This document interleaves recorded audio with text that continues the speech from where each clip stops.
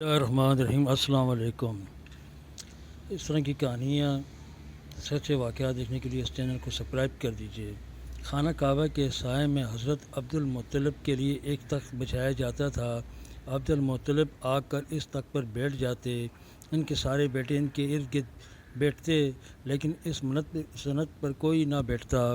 ایسے میں آ کر حضور نبی کریم صلی اللہ علیہ وسلم تشریف لے آتے، سیدھے اس تخت پہ جا بیٹھتے۔ اس وقت آپ بہت چھوٹے تھے۔ آپ کے چاچا آپ کو تخت سے اتارنا چاہتے تو عبد المطلب نہیں روک دیتے، ان سے کہتے میرے بیٹے کو کچھ نہ کہو، اللہ کی قسم ان کی بہت بڑی شان ہوگی۔ یہ کہنے کے بعد عبد المطلب نبی کریم صلی اللہ علیہ وسلم کو اپنے ساتھ بٹھا لیتے اور آپ کو دیکھ کر بہت خوش ہوتے۔ اس واقعے سے ثابت ہوتا ہے کہ بچپن ہی سے آپ صلی اللہ علیہ وسلم کی شان ظاہر ہو چکی تھی۔ آپ صلی اللہ علیہ وسلم کی عمر 6 سال تھی تو آپ کی والدہ آپ کو دادا کے ننیال میں لے آئی۔ ایک دن یہودی نے آپ کو دیکھا تو بار بار دیکھنے لگا، آخر اس سے رہا نہ گیا اور پوچھنے لگا، اے لڑکے تیرا نام کیا ہے؟ آپ صلی اللہ علیہ وسلم نے جواب میں فرمایا احمد۔ اس پر اس کی پشت مبارک کی طرف دیکھا۔ اس وقت اس نے کہا یہ اس امت کا نبی ہے۔ پھر اپنے لوگوں میں گیا اور اس نے انہیں بھی یہ بات بتائی۔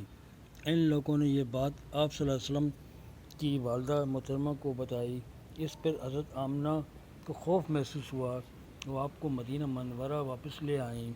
مکہ کے لوگ رات کے وقت ایک دوسرے کو کہانیاں سناتے تھے، سنانے والے کے گرد لوگ جمع ہو جاتے تھے، سننے والوں میں ہر عمر کے لوگ ہوتے تھے۔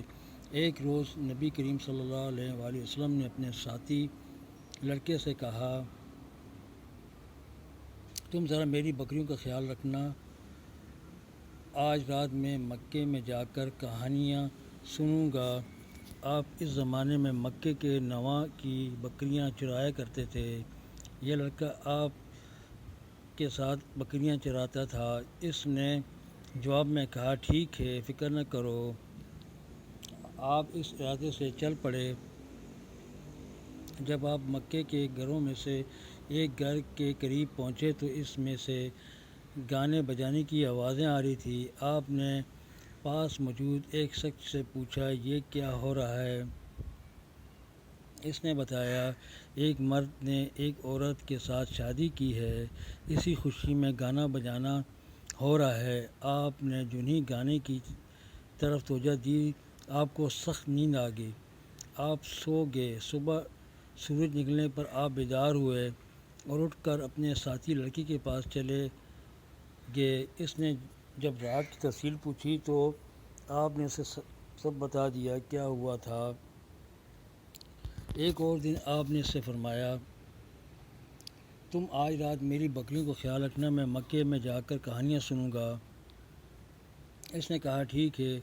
آپ مکے کی طرف روانہ ہوئے۔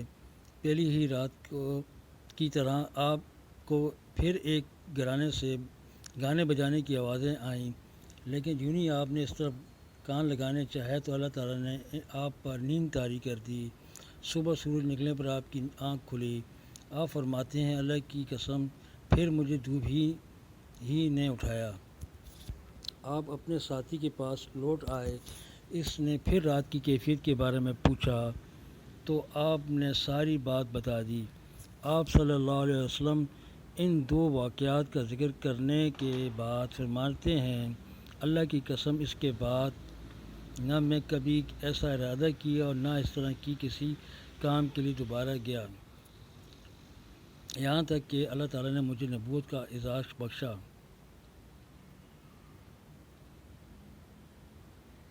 ایک مقام پر کچھ صحابہ کرام رضی اللہ تعالیٰ عنہ آپ صلی اللہ علیہ وسلم کے ساتھ تھے۔ وہاں پیلو کے درخت تھے، ان پیلو لگے ہوئے تھے۔ صحابہ کرام رضی اللہ تعالیٰ عنہ پیلو توڑنے لگے۔ آپ صلی اللہ علیہ وسلم نے دیکھا اور فرمایا سیاہ پیلو توڑو، وہ زیادہ خوش ذائقہ ہوتے ہیں۔ صحابہ کرام میں سے کسی نے پوچھا یا رسول اللہ صلی اللہ علیہ وسلم آپ کو یہ بات کیسے معلوم ہے کہ آپ بکریاں چراتے رہے ہیں؟ جواب میں آپ صلی اللہ علیہ وسلم نے ارشاد فرمایا، ہاں میں نے بچپن میں بکریاں چرائی ہیں، کوئی نبی ایسے نہیں گزرا جس نے بکریاں نہ چرائی ہوں۔ میں اہل مکے کی بکریاں چند قرات پر چرایا کرتا تھا۔ قبیلہ لہب کا ایک شخص فال نکالا کرتا تھا، جب وہ مکے میں آتا تو قریشی کے لوگ اپنے لڑکوں کو اس کے پاس لے جاتے تھے، وہ انہیں دیکھ کر ان کے فال نکال دیتا تھا۔ ایک مرتبہ ابو طالب کے باقی لڑکوں کے ساتھ آپ صلی اللہ علیہ وسلم بھی تشریف لے آئے۔ اس فال کو نکالنے والے نے ایک نظر آپ صلی اللہ علیہ وسلم کو دیکھا اور اپنے کام میں مصروف ہو گیا۔ فارغ ہوا تو بولا، اس لڑکے کو میرے پاس لاؤ۔